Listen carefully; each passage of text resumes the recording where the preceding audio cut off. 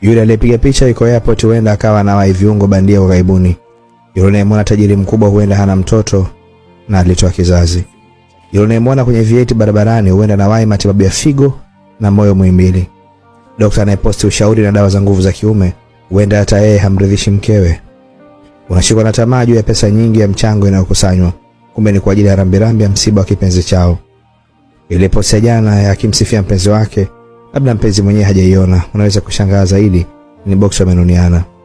Wakati umetoka kwa wakala kumtumia mama yako pesa ya sukari, jiani ukiwaza siku ya leo utapigaje pasi ndefu, Instagram kuna mtu kaposti zawadi ya macho matatu aliyomuhonga mpenzi wake. Kipindi ambacho na stress ni wapi utapata ajira, maana umri unasonga, majukumu yanaongezeka. Una view status ya classmate wako akijipongeza kwa kupata kiwanja mitaa ya Ushuani.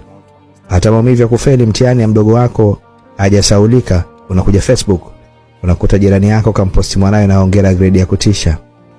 Ni siku chache mwanamke umpendaye kakuacha. Upo kwenye kuitafakari faraja na walioumizwa wenzio. Unaingia mtandaoni unakutana na wapenzi kwenye uwanja wa comment wanatumia na makopa kopa tu. Una mtoto hata kusingiziwa, maisha yanasonga.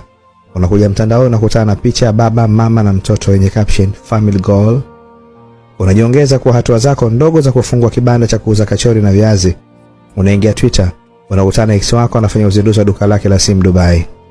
Brother and sister, huko mtandaoni njoo na picha na caption, hisia na tamaa zako ziache offline. Huko anakuonesha unachotaka ukione, sio bato nyuma ya tabasamu zao za ushindi. Wewe una thamani hata usipotuambia unafanya kazi kwenye benki ipi. Njoo mtandaoni ufurahie, sio ushindane na mwingine. Kama ambavyo jana wewe hujaposti ulivyolala njaa, ndivyo wao walivyoacha kuposti kwa ile birthday kubwa aliyofanya, hela walikopa na wajua vipi kulipa. Hata kile chepesi unachokiona mtandaoni ni kizito mno moyoni. Usipochagua cha kubeba utateseka. Msiache kutuvumilia, ndoto zetu zinahitaji imani yenu ili kuwa kweli. Hatutabaki hivi milele. Hizi ndio nyakati ambazo tunatamani kuiona rangi yenu halisi kwenye shida zetu halisi vile vile.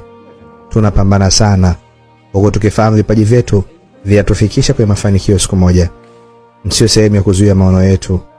Tumechagua kuwapenda hata kama hatuna kitu kinachofanana na urembo wenu. Mimi sina tatizo na mwanamke akiniacha kisa sina hela, kwa sababu hata mimi na uchukia umaskini.